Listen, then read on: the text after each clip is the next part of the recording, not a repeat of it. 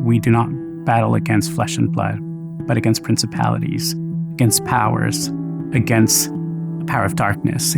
As a college student, I used to serve in our church youth group as a youth leader, and every summer we would take our youth over to Mexico on a missions trip. We had a young lady named Jewel that came for the first time. She was 14. Nobody really knew Jewel. She was new to our youth group, and she was kind of like a loner.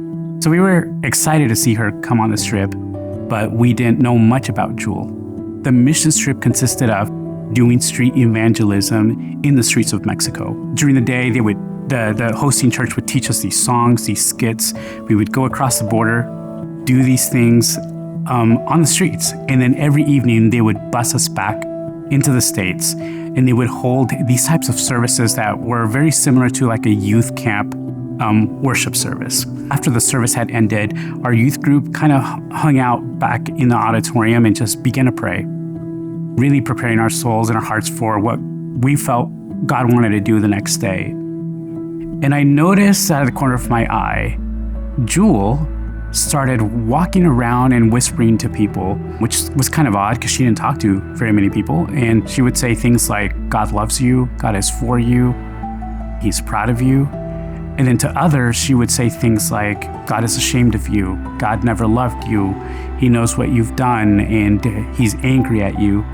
So it was bringing a lot of confusion within our youth that night, thinking like, how does God feel about me? At one point, Jewel made it to the very front of the auditorium, and she began manifesting. Now, again, she was 14 years old. She dropped on the floor. Her face had distorted and appeared to have aged maybe 20, 30 years. Our youth group just began to pray and intercede for Jewel. We didn't know her backstory or anything. It was through that prayer that we discovered that Jewel had been sexually abused by her father, and she had begun to delve into witchcraft with some of her friends at school.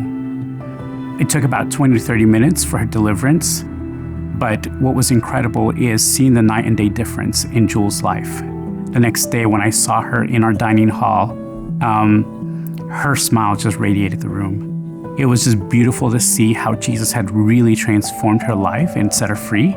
We went back home, and Jewel went back to school, and she became the school evangelist. And it really brought to light the words of Ephesians 6, chapter 6, verse 12, that says that we do not wrestle against flesh and blood, but against principalities. And it was very clear that day how that fight is true.